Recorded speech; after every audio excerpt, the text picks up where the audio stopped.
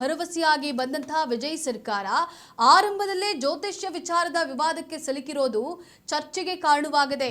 ಅಂಬೇಡ್ಕರ್ ಪೆರಿಯಾರ್ ವಿಚಾರಧಾರೆ ಹೇಳುವಂತಹ ನಾಯಕತ್ವದಿಂದ ಜನರು ವೈಜ್ಞಾನಿಕ ಮನೋಭಾವದ ಆಡಳಿತವನ್ನು ನಿರೀಕ್ಷಿಸಿದ್ರು.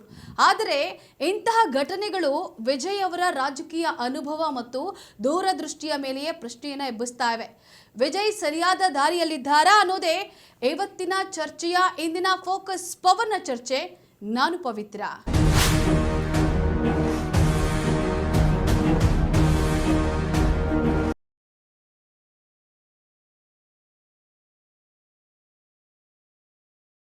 ಚಾನೆಲ್ನ ಮುಖ್ಯಸ್ಥರಾದಂತಹ ಹೇಮಂತ್ ಅವರು.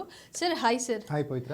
ಎಸ್ ಸರ್, ಎಲ್ಲ ಒಂದ್ ಕಡೆ ತಮಿಳುನಾಡು ರಾಜಕೀಯದಲ್ಲಿ ಅಂದ್ರೆ ವಿಜಯ್ ಅವರು ಬಂದಾಯ್ತು, ಅವ್ರು ಹೇಳ್ತಿರೋದೇ ಒಂದೇ ಮಾಡ್ತಿರೋದೇ ಒಂದೇ, ಎಲ್ಲ ಒಂದ್ ಕಡೆ ದಾರಿ ತಪ್ಪಿದಾರಾ ಅನ್ನೋಂತಹ ಪ್ರಶ್ನೆ ಉದ್ಭವಿಸ್ತಾ ಇದೆ. ಎಸ್, ಈಗ ವಿಜಯ್ ಬಗ್ಗೆ ಹೇಳ್ಬೇಕು ಅಂದ್ರೆ ವಿಜಯ್ ಮೂಲತಃ ರಾಜಕಾರಣಿ ಅಲ್ಲ, ಸಿನಿಮಾ ನಟ.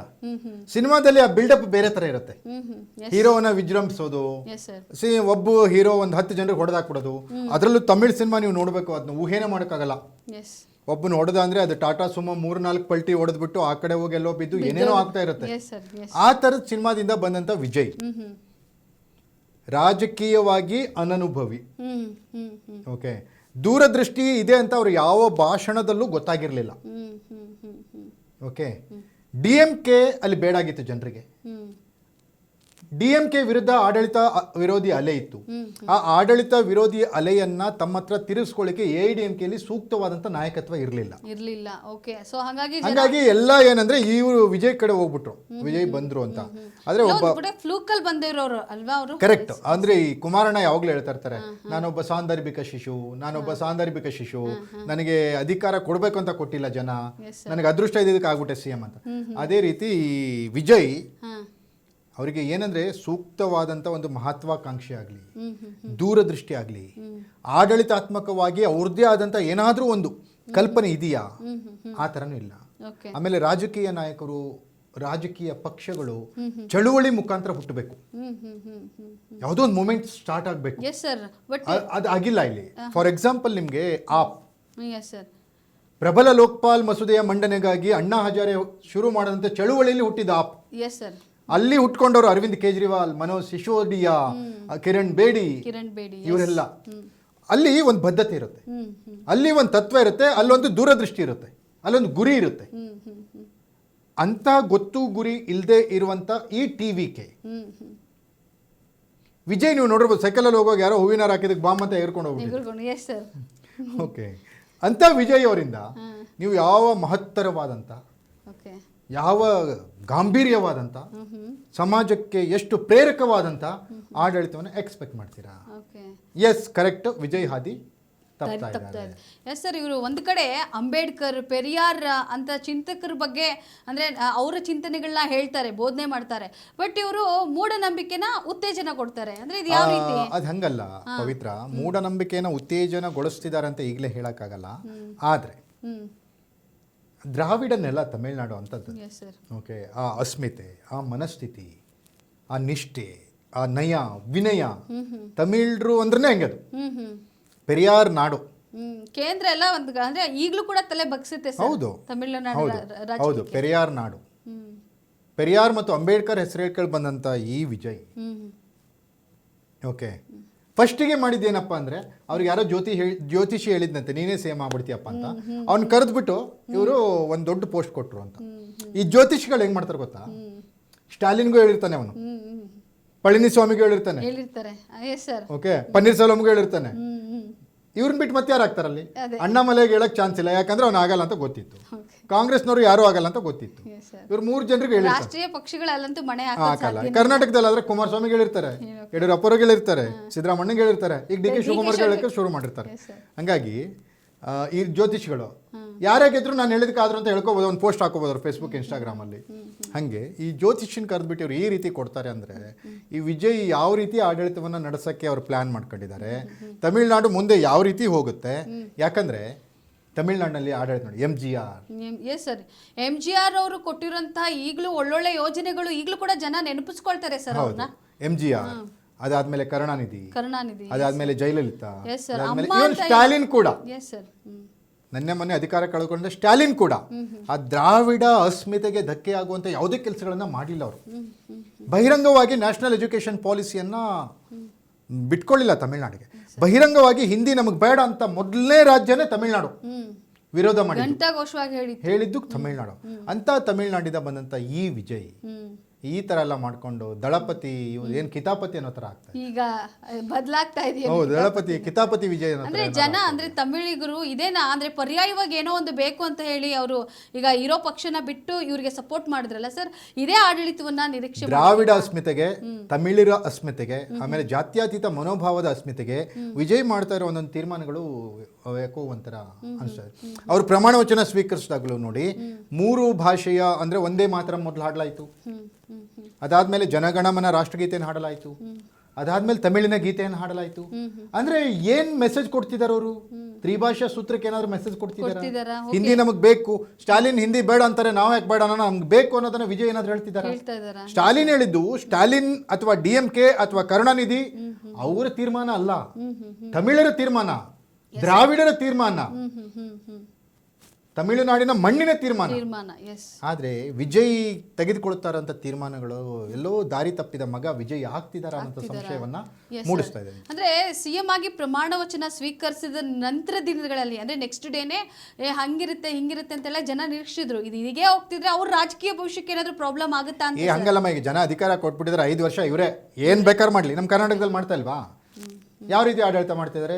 ಮಾನ್ಯ ಸಿದ್ದರಾಮಯ್ಯನವರು, ಮಾನ್ಯ DK ಶಿವಕುಮಾರ್ ಅವರು ಏನೋ ರಾಮರಾಜ್ಯ ಮಾಡ್ಬಿಟ್ಟಿದಾರ? ರಾಮರಾಜ್ಯ ಏನಾದ್ರು ಮಾಡ್ಬಿಟ್ಟಿದಾರ? 5 ವರ್ಷ ನಾವು ಕೇಳಂಗಿಲ್ಲ, ಅವ್ರು ಏನಾದ್ರು ಮಾಡ್ಕೊಳ್ಳಿ, ಆಯ್ತಪ್ಪ ನೀನು ಹೇಳಿದೆ, ನೀವು ಕೇಳಿದ್ರ ಕೇಸ್ ಬೀಳುತ್ತೆ, ಮತ್ತೊಂದಾಗತ್ತೆ, ಅಷ್ಟೇ. 5 ವರ್ಷ ಕೇಳಂಗಿಲ್ಲ. 5 ವರ್ಷಕ್ಕೆ ಗುತ್ತಿಗೆ ಬರೆದು ಕೊಟ್ಟಂಗೆ, ಲೈಕ್ ಕಾಂಟ್ರಾಕ್ಟ್ ಅಗ್ರಿಮೆಂಟ್. ಜನ 5 ವರ್ಷ ನೀನು ಏನಾರು ಮಾಡ್ಕೊಳಪ್ಪ ಅಂತ ಬರೆದು ಸೈನ್ ಹಾಕಿ ಕೊಡೋದು ಒಂದು ಓಟ್ ಹಾಕಿದ್ರೆ. ಹಾಗಾಗ್ಬಿಟ್ಟಿದೆ ಸರ್. ಬಟ್ ಇವರು ಯೂತ್ಸ್ ಅಂತಾರೆ, ಲೈಕ್ ಅಂದ್ರೆ ಯೂತ್ಸ್ಗೆ ಒಳ್ಳೇದಾಗಬೇಕು ಅಂತ ಹೇಳಿ ಭಾವಿಸ್ತಾರೆ. ಬಟ್ ಇಲ್ಲಿ ಅಂದ್ರೆ ಮತ್ತೆ ಎಲ್ಲಾರ್ನು ಸರ್ವಧರ್ಮ ಲೈಕ್ ಎಲ್ಲನೂ ಮುನ್ನಡೆಸ್ಕೊಂಡು ಹೋಗ್ಬೇಕು ಅನ್ನೋ ಥರದ್ದು ಹೇಳ್ತಾರೆ. ಇಲ್ಲಿ ಅಲ್ಪಸಂಖ್ಯಾತರಿಗೆ 1 ಸ್ಥಾನ ಕೊಟ್ಟಿಲ್ಲ, 33% ಮಹಿಳೆಯರಿಗೆ ಮೀಸಲಾತಿದೆ, ಬಟ್ ಒಬ್ಬರಿಗೆ ಕೊಟ್ಟಿರೋದು. ಇದೆಲ್ಲ ಒಂದು ಕಡೆ ಇದು ವಿಜಯ್ನ ಬದ್ಧತೆಯನ್ನ ಪ್ರಶ್ನೆ ಮಾಡುವಂತ ಪ್ರಶ್ನೆ. Yes sir. Vijay should answer. Vijay ಅದನ್ನ ಬಹಿರಂಗ ಪಡಿಸ್ಲಿ. ಅಲ್ಪಸಂಖ್ಯಾತರನ್ನ ಯಾಕಪ್ಪ ನೀವು ಮಂತ್ರಿಗಳನ್ನಾಗಿ ಮಾಡಿಲ್ಲ ಅಂತ ಅರ್ಹತೆ ಇಲ್ಲದೆ ಇರೋರು ಇದಾರೆ ಅಲ್ಲಿ? ಹಾಗಾದ್ರೆ ಅರ್ಹತೆ ಇರೋರು ಯಾರು ಇಲ್ವಾ? ಫಾರ್ ಕೈಂಡ್ ಇನ್ಫಾರ್ಮೇಶನ್ ಪವಿತ್ರ, ತಾಹಿರಾ ಅಂತ ಹೇಳಿ ಒಬ್ರು ಒಳ್ಳೆ ಸಂಸದೀಯ ಪಟು ಅಲ್ಲಿ ಶಾಸಕಿಯಾಗಿದ್ದಾರೆ. ಜೊತೆಗೆ ಬದ್ರುದ್ದೀನ್ ಅಂತ ಇದ್ದಾರೆ, ಅವರು ಕೂಡ ಆಯ್ಕೆಯಾಗಿದ್ದಾರೆ. TVK ಇಂದ ಆಯ್ಕೆಯಾಗಿದ್ದಾರೆ, ಇವ್ರದೇ ಪಕ್ಷದಿಂದ ಆಯ್ಕೆಯಾಗಿದ್ದಾರೆ. ಜೊತೆಗೆ ಮೊಹಮ್ಮದ್ ಫರ್ವಾಜ್ ಅಂತ ಒಬ್ರು ಶಾಸಕ, ಅವರು ಆಯ್ಕೆಯಾಗಿದ್ದಾರೆ. ಜನ ಆಯ್ಕೆ ಮಾಡಿದ್ರು, ವಿಜಯ ಆಯ್ಕೆ ಮಾಡ್ತಾ ಇಲ್ಲ, ಸಚಿವರನ್ನಾಗಿ ಯಾಕೆ ಮಾಡ್ತಾ ಇಲ್ಲ? ಇದೇನಾ ನೀವೇನ್ ಹೇಳಿದ್ರೆ ಸರ್ವಧರ್ಮ ಸಮನ್ವಯದ ಸಂಕೇತ? ಇದೇನಾ ದ್ರಾವಿಡರ ಅಸ್ಮಿತೆ? ಇದೇನಾ ದ್ರಾವಿಡರು ನಡೆದುಕೊಂಡು ಬಂದಂತಹ ರೀತಿ? ಇದೇನಾ ಮಿಸ್ಟರ್ ತಳಪತಿ ವಿಜಯ್ ಮುಂದೆ ಅವರ ಆಡಳಿತ ಹೇಗಿರುತ್ತೆ ಅನ್ನೋದನ್ನ ತೋರಿಸುವಂತಹ ನೀತಿ? Yes sir. ಅಂದ್ರೆ ಎಲ್ಲಾದ್ರೂ ವೈಚಾರಿಕ ಸ್ಪಷ್ಟತೆ ಕೊರತೆ ಇದೆಯಾ ಅಂತ ಸರ್ TVK ಪಕ್ಷದಲ್ಲಿ? ಅನುಭವದ ಕೊರತೆ ಕಾಡ್ತಾ ಇದೆ ವಿಜಯ್ಗೆ ಅನುಭವದ ಕೊರತೆ ಸ್ಪಷ್ಟವಾಗಿ ಕಾಡ್ತದೆ. ಯಾಕಂದ್ರೆ MGR ಸುಮ್ಮನೆ ಇವ್ರ ತರ ಗಿಮಿಕ್ ಮಾಡ್ಕೊಂಡ್ಬಂದು ಮುಖ್ಯಮಂತ್ರಿ ಆದವರಲ್ಲ. ಸುದೀರ್ಘ 10 ವರ್ಷಗಳ ಕಾಲ ರಾಜಕೀಯದಲ್ಲಿದ್ದು ಜನರ ನಾಡಿ ಮಿಡಿತವನ್ನು ಅರ್ಥ ಮಾಡಿಕೊಂಡು ರಾಜಕೀಯಕ್ಕೆ ಬಂದಂತು. ಜೊತೆಗೆ ಅಮ್ಮ ಜಯಲಲಿತಾ ಅವರು ಕೂಡ MGR ಅವರ ನೆರಳಾಗಿ ನಿಂತ್ಕೊಂಡು ಜನರನ್ನ ಅರ್ಥ ಮಾಡಿಕೊಂಡು ರಾಜಕೀಯಕ್ಕೆ ಬಂದವರು. ಕರುಣಾನಿಧಿ, ಮೊನ್ನೆ ಬಂದಂತ ಸ್ಟಾಲಿನ್ ಅವರ ಮಂತ್ರಿಮಂಡಲದಲ್ಲಿ 2 ಅಲ್ಪಸಂಖ್ಯಾತರಿದ್ರು ಮಂತ್ರಿಗಳು, 2 ಇದ್ರು. ಒಬ್ರು SM ನಾಸರ್ ಅಂತ ಇದ್ರು, ಮತ್ತೊಬ್ರು ಬಂದ್ಬಿಟ್ಟು KS ಮಸ್ತಾನ್ ಅಂತ. 2 ಸಚಿವರು ಹಿಂದಿನ DMK ಸರ್ಕಾರದಲ್ಲಿದ್ರು. ಆದ್ರೆ ಇವತ್ತೇನಾಗ್ತಿದೆ, ಕಾಂಗ್ರೆಸ್ ಈ ಸರ್ಕಾರದಲ್ಲಿ ಭಾಗಿಯಾಗಿದೆ. BJP ಸರ್ಕಾರ ಇಲ್ಲ ತಮಿಳುನಾಡಲ್ಲಿ, ಕಾಂಗ್ರೆಸ್ ಮೈತ್ರಿ ಇರುವಂತ ಸರ್ಕಾರ ಇದೆ, ಕಾಂಗ್ರೆಸ್ ಪಾಲುದಾರ ಆಗಿರುವ ಸರ್ಕಾರ ಇದೆ. ಆದ್ರೂ ಕೂಡ ಒಬ್ಬ ಅಲ್ಪಸಂಖ್ಯಾತರು ಅಲ್ಲಿ ಮಂತ್ರಿ ಆಗಕ್ಕೆ ಆಗಿಲ್ಲ. ಕಾರಣ ಏನು? ಇದನ್ನ ವಿಜಯ್ ಬಹಿರಂಗ ಪಡಿಸ್ತಾರ ಅಥವಾ ವಿಜಯ್ ಪಕ್ಕದಲ್ಲಿ ಕೈ ಬೀಸಿ ಕೂತ್ಕೊಂಡು ವಿಶ್ ಮಾಡಕ್ ಬಂದಿದ್ರಲ್ಲ ರಾಹುಲ್ ಗಾಂಧಿ, ಅವ್ರೇನಾದ್ರೂ ಇದಕ್ಕೆ ಉತ್ತರ ಕೊಡ್ತಾರಾ? ಎಸ್, ಅದು ನಾವು ಮುಂದಿನ ದಿನಗಳಲ್ಲಿ ನೋಡ್ಬೇಕಾಗುತ್ತೆ, ಪ್ರಶ್ನೆ ಮಾಡ್ಲೇಬೇಕಲ್ವಾ? ಅಂದ್ರೆ ಸರ್ ಬೂಮ್ ಅನ್ನೋ ಹಾಗೆ ಈಗ ಒಬ್ಬ CM ಅಂದ್ರೆ ದಳಪತಿ ವಿಜಯ್ ಎಂತ ಪಾಪ್ಯುಲಾರಿಟಿ ಇರುವಂತಹ ನಟ, ಅವರು CM ಆದ ತಕ್ಷಣ ನೆಕ್ಸ್ಟ್ ದಿನ ಏನೋ ಹೊಸದಾಗಿ ಬರುತ್ತೆ ಅಂತ ಹೇಳಿ ಜನ ಜನ ವೆಯ್ಟ್ ಮಾಡ್ತಾರೆ. ಬಟ್ ಅಂತ ಬೂಮ್ ಆಗುವಂಥ ವಿಚಾರಗಳು ಯಾವುದೂ ಬಂದಿಲ್ಲ. ಅಂದರೆ ಫಸ್ಟು ಅಂದರೆ ಬಂದಿದ್ದೇನೆ ಈ ಥರದೊಂದು ಮೂಢನಂಬಿಕೆಗೆ ಅವರು ಉತ್ತೇಜನವನ್ನು ಕೊಡ್ತಾರಾ ಅನ್ನೋಂಥದ್ದು. ದಳಪತಿ ವಿಜಯ್ ಅಂತ ಬಂದಾಗ ಪವಿತ್ರ ಅವ್ರ ಭಾಷಣಗಳನ್ನು ನಾನು ನೋಡಿದೆ ಪ್ರಚಾರಕ್ಕೆ ಹೋದಾಗ. ಸಿನಿಮಾ ಡೈಲಾಗ್ ಥರ ಹೇಳ್ತಾ ಇದ್ರು. ಒಂದೆಲ್ಲಾದ್ರೂ ತಪ್ಪಿದ್ರಾ ಮತ್ತೆ ಮೊದಲಿಂದ ಶುರು ಮಾಡೋದು. ಚಿಕ್ಕ ಮಕ್ಕಳು ಕಂಠಪಾಠ ಮಾಡ್ಕೊಂಡ್ ಬನ್ನಿ, ಧರಣಿ ಮಂಡಲ ಮಧ್ಯದೊಳಗೆ ಅನ್ನೋ ಥರ ಎಲ್ಲ ಕಟ್ಟಾಯ್ತಂದ್ರೆ ಮತ್ತೆ ಧರಣಿ ಮಂಡಲ ಮಧ್ಯದೊಳಗೆ ಹಂಗೆ. ಅಂದರೆ ರಾಜಕೀಯ ಮಹತ್ವಾಕಾಂಕ್ಷೆ ಇಲ್ಲ, ರಾಜಕೀಯ ದೂರದೃಷ್ಟಿ ಇಲ್ಲ, ತಮಿಳುನಾಡಿನ ಬಗ್ಗೆ ಒಂದು ಸ್ಪಷ್ಟವಾದಂಥ ಕಲ್ಪನೆ ಇಲ್ಲ. ಯಾವುದೋ ಒಂದು ಗಾಳಿ ಬಂತು, ಅದನ್ನ ತೂರ್ಕೊಂಡ್ರು ವಿಜಯ್, ಅದರಿಂದ CM ಆದರು. ಅದೃಷ್ಟದಿಂದ CM ಆದಾಗ ಅದನ್ನು ಉಳಿಸ್ಕೊಳ್ಳುವಂತಹ ಒಂದು ಸ್ಪಷ್ಟವಾದಂಥ ತತ್ವ, ಸಿದ್ಧಾಂತ, ನಡೆ, ನುಡಿ ವಿಜಯ್ಗೆ ಬೇಕಾಗಿತ್ತು. ಇಲ್ಲಿವರೆಗೂ ಒಂದೇ ಒಂದು ತಮಿಳುನಾಡನ್ನು ಉದ್ದೇಶಿಸಿ, ತಮಿಳಿಗರನ್ನು ಉದ್ದೇಶಿಸಿ ಅವರಿಗೆ ಮತದಾನ ನೀಡಿರೋ ಜನರಿಗೆ ಯಾವ ರೀತಿ ಅವರು ಥ್ಯಾಂಕ್ಸ್ ಹೇಳಿದರು, ಯಾವ ರೀತಿ ಅಭಿನಂದನೆಗಳನ್ನು ಸಲ್ಲಿಸಿದ್ರು, ಅವರ ಆಡಳಿತ ಯಾವ ರೀತಿ ಇರುತ್ತೆ ಅಂತ ಜನರಿಗೆ ಭರವಸೆ ಕೊಟ್ಟರು. ಯಾವುದಾದ್ರೂ ಒಂದು ವಿಡಿಯೋಗಳನ್ನು, ಒಂದು ಭಾಷಣವನ್ನು ನೀವು ಕೇಳಿದ್ರ? ಆಗಿಲ್ಲ. ಓಕೆ, ಹಾಗಾಗಿ ವಿಜಯ್ಗೆ ತೀರಾ ಅವಶ್ಯಕತೆ ಆಗಿರೋದು ಏನಪ್ಪ ಅಂದರೆ, ವಿಜಯ್ ಅವರ ಆಡಳಿತ ICUಗೆ ಹೋಗಬಾರ್ದು ಅಂದರೆ ಅವ್ರಿಗೆ ತೀರಾ ಅವಶ್ಯಕತೆ ಇರೋದು ಅವ್ರಿಗೆ ಯಾರಾದರೂ ಸೂಕ್ತವಾದಂಥ ಮಾರ್ಗದರ್ಶಕರು ಬೇಕು. ಎಸ್ ಸರ್, ನೀವಾಗ ಅಂದರೆ ಏನಾದರೂ ಮಾರ್ಗದರ್ಶನ ಮಂಡಳಿ ಏನಾದರೂ ಎಲ್ಲೋ ದರ ಹಾದಿ ತಪ್ಪೋ ಥರದ್ದು ಅವ್ರಿಗೆ ಏನಾದರೂ ಮಾಡ್ತಾ ಇದ್ದಾರಾ ಅನ್ನೋ ಥರದ್ದು. ಈಗ ಇದ್ದವ್ರು ಮಾಡ್ತಾ ಇರ್ಬೋದು, ಈಗ ಇದ್ದವ್ರು ಮಾಡ್ತಾ ಇದ್ದಾರೋ ಅಥವಾ ಅವರಿಗೆ ಮಾರ್ಗದರ್ಶಕರೇ ಇಲ್ವೋ ಗೊತ್ತಿಲ್ವಲ್ಲ. ನನಗೂ ಗೊತ್ತಿಲ್ಲ, ನಿಮಗೂ ಗೊತ್ತಿಲ್ಲ. ಅಧಿಕೃತವಾಗಿ ಅದು ಯಾರು ಘೋಷಣೆ ಮಾಡಲ್ಲ. ಆದರೆ ಅವ್ರು ಹಿಂದಿರೋರು ಇರ್ತಾರಲ್ಲ, ಅಂಥವ್ರನ್ನ ಯಾರನ್ನ ಬಿಟ್ಕೊಂಡಿದ್ದಾರೋ ಅವರು. ಓಕೆ, ಯಡಿಯೂರಪ್ಪ ತುಂಬ ಒಳ್ಳೆಯವರು. ಅವರ ಹಿಂದೆ ಮುಂದೆ ಅಕ್ಕಪಕ್ಕದಲ್ಲಿ ಇದ್ದವರು ಅವ್ರ ಮಕ್ಕಳೆಲ್ಲ ಅವ್ರು ಜೈಲಿಗೆ ಹೋಗೋ ಥರ ಆಗಲಿಲ್ವಾ? ಸಿದ್ದರಾಮಯ್ಯ ತುಂಬ ಒಳ್ಳೆಯವರು. ಅವ್ರ ಹಿಂದೆ ಮುಂದೆ ಇರೋರು ಅವ್ರನ್ನ RCB ಮ್ಯಾಚಿಗೆ ಅಲ್ಲಿ 10-11 ಹೆಣ ಬೀಳ್ತಾ ಇದ್ದಾಗ ಇವ್ರನ್ನ ಜನಾರ್ದನ್ ಹೋಟೆಲ್ಗೆ ದೋಸೆ ತಿನ್ನ ಕರ್ಕೊಂಡು ಹೋಗಿಲ್ವಾ? ನರೇಂದ್ರ ಮೋದಿ ಭಾಳ ಒಳ್ಳೆಯವರು, ನಾ ಕಾವುಂಗ ನಾ ಕಾನೇ ದುಂಗ. ಬಟ್ ಅಕ್ಕಪಕ್ಕದಲ್ಲಿ ಅದಾನಿ ಅಂಬಾನಿ ಅವರು ಇವರು ಯಾರೋ ತಿನ್ನೋರಿಲ್ವಾ? ವಿಜಯ್ ಒಳ್ಳೆಯವರು ಇರ್ಬೋದು, ಅಕ್ಕಪಕ್ಕದಲ್ಲಿ ಯಾರಿದ್ದಾರೆ ಅಲ್ವಾ? ಹಾಗಾಗಿ ವಿಜಯ್ ಮೊದಲು ಮಾಡ್ಕೋಬೇಕಾಗಿರೋದು ಅವರ ಒಂದು ಕಲ್ಪನೆ, ವಿಜಯ್ ಅವರ ಒಂದು ವಿಷನ್. ಆ ವಿಷನ್ಗೆ ಪೂರಕವಾಗಿ ಆ ದಿಕ್ಕಿನತ್ತ ಸಾಗಲಿಕ್ಕೆ ಯಾವ ದಾರಿಯನ್ನು ಆಯ್ಕೊಳ್ಬೇಕು, ಯಾವ ರೀತಿ ಯೋಜನೆಗಳಿರಬೇಕು, ಯಾವ ರೀತಿಯ ಯೋಚನೆಗಳಿರಬೇಕು ಅನ್ನೋದನ್ನು ಸರಿಯಾಗಿ ಕಾರ್ಯರೂಪಕ್ಕೆ ತರಬಲ್ಲಂತಹ ಹಿತೈಷಿಗಳ ಗುಂಪನ್ನ, ಸ್ನೇಹಿತರ ಗುಂಪನ್ನ, ಮಾರ್ಗದರ್ಶಕರ ಗುಂಪನ್ನ ಅವರು ಈಗ ತುರ್ತಾಗಿ ನೇಮಿಸ್ಕೊಳ್ಬೇಕು. ಸರ್, ಕೊನೆಯದಾಗಿ ಸರ್, ಅಂದ್ರೆ ಡೈಲಾಗ್ ಹೊಡೆದಷ್ಟು ಈಸಿನಾ ಸರ್? ಅಂದ್ರೆ ಒಂದು ರಾಜಕಾರಣಿ ಆಗೋದು, ರಾಜಕೀಯ ಮಾಡೋದು, ಇದು ಎಷ್ಟು ಅಂದ್ರೆ ಕಠಿಣ ಆಗುತ್ತೆ ಮುಂದೆ ವಿಜಯ್ಗೆ ಅಂತ ಹೇಳಿ. ಈಗ ನೋಡಿ, ವಿಜಯ್ದು ಸ್ಪಷ್ಟವಾದಂಥ ಬಹುಮತ ಇರುವಂಥ ಸರ್ಕಾರ ಅಲ್ಲ. TVKಗಿರೋದು 107 ಜನ. ಅದ್ರ ಜೊತೆಗೆ ಇವರಿದ್ದಾರೆ, ಯಾರು ಬೇರೆ ಬೇರೆ ಪಕ್ಷದವರಿದ್ದಾರೆ, ಕಾಂಗ್ರೆಸ್ನವರಿದ್ದಾರೆ, ಇವರು ಬಂದಿದ್ದಾರೆ. DMK 25 ಜನನೇ ಇವ್ರಿಗೆ ಸಪೋರ್ಟ್ ಕೊಟ್ಟಿದ್ದೀನಿ ಅಂತ ಹೇಳಿದ್ದಾರೆ. AIDMK ಆ AIDMK 25 ಶಾಸಕರ ವಿರುದ್ಧ ಹೈಕೋರ್ಟ್ನಲ್ಲಿ ಅರ್ಜಿನೂ ಸಲ್ಲಿಕೆಯಾಗಿದೆ. ಮತ್ತೆ ಮರು ಚುನಾವಣೆ ಆಗೋ ಸಾಧ್ಯತೆನೂ ಇದೆ. ಆಗೋ ಸಾಧ್ಯತೆ ಇದೆ. ಹಾಗಾಗಿ ಇವ್ರದೀಗ ತಂತಿ ಮೇಲಿನ ನಡಿಗೆ ವಿಜಯ್ದು. ವಿಜಯ್ದು ಇದು ಮುಖ್ಯಮಂತ್ರಿ ಸ್ಥಾನ ಬಂದಿದ್ದಲ್ಲ, ಬಂದ ಮೇಲೆ ಅದನ್ನ ಉಳಿಸ್ಕೊಳ್ಳೋದು, ಗತ್ತು ತೋರಿಸೋದಿಲ್ಲ. ಕೊಟ್ಟ ಕುದುರೆಯನ್ನು ಏರದವನು ವೀರನೂ ಅಲ್ಲ, ಶೂರನೂ ಅಲ್ಲ ಅನ್ನೋ ಥರ. ಆ ಥರ ಇವರು ಸಿನಿಮಾದಲ್ಲಿ ಮಾತ್ರ ಶೂರನ, ನಿಜ ಜೀವನದಲ್ಲೂ ಶೂರನ, ವೀರನ ಅನ್ನೋದನ್ನ ತೋರಿಸ್ಕೋ ಒಂದು ಅವಕಾಶ ಇದೆ. ಅದನ್ನ ತೋರಿಸೋ ಒಂದು ಮನಸ್ಸನ್ನ ವಿಜಯ್ ಮಾಡಬೇಕು. ಎಸ್ ಸರ್, ನೋಡಬೇಕು ಸರ್ ಮುಂದಿನ ದಿನಗಳಲ್ಲಿ.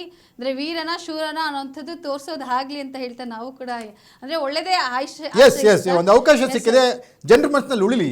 ಚಿತ್ರರಂಗಕ್ಕೂ ರಾಜಕಾರಣಕ್ಕೂ ತಮಿಳುನಾಡಿನಲ್ಲಿ ಅವಿನಾಭಾವ ಸಂಬಂಧ. MGR ಆಗಿರಲಿ, ಕರುಣಾನಿಧಿ ಆಗಿರಲಿ, ಜಯಲಲಿತಾ ಅಮ್ಮ, ಅವರೆಲ್ಲರೂ ಚಿತ್ರರಂಗದಿಂದ ರಾಜಕಾರಣಕ್ಕೆ ಬಂದವರು, ಜನರ ಮನಸ್ಸಿನಲ್ಲಿ ಉಳಿದವರು. ಈಗ ಚಿತ್ರರಂಗದಿಂದ ರಾಜಕಾರಣಕ್ಕೆ ಬಂದಂಥ ವಿಜಯ್ ಜನರ ಮನಸ್ಸಿನಲ್ಲಿ ಉಳಿಯುವಂಥ ಕೆಲಸವನ್ನು ಮಾಡ್ತಾರ ಅನ್ನೋದೇ ಮಾತ್ರ ಈಗ ಸದ್ಯಕ್ಕಿರುವಂಥ ಕುತೂಹಲ. Okay sir, thank you sir, thank you ತಮ್ಮೆಲ್ಲ ಡೀಟೇಲ್ಸ್ಗಾಗಿ. Thank you. ಎಸ್, ನೋಡಿದ್ರಲ್ಲ ವೀಕ್ಷಕರೇ, ಇದಾಗಿತ್ತು ಫೋಕಸ್ ಪವರ್ನ ಚರ್ಚೆ. ನೆಲ ಜಲ ಭಾಷೆಗಾಗಿ ನೋಡ್ತಾ ಇರಿ ಫೋಕಸ್ TV.